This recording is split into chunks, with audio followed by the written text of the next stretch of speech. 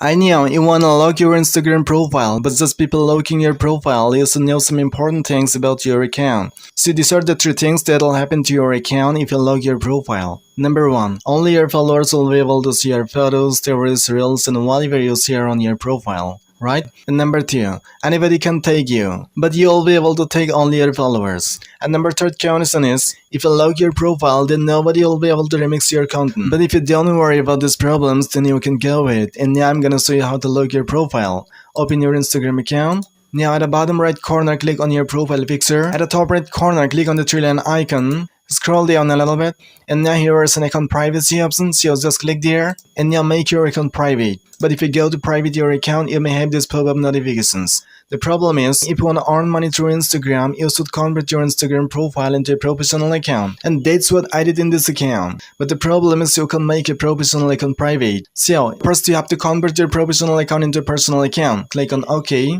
go back. Now, just above the account privacy option, there is a creator tool and control option. Just click there. Now scroll down a little bit. Now here is an option, switch the account type. So click there. Now at the bottom, click on switch to personal account. Again, click on switch to personal account. Now my account is converted into personal account. Click on account privacy.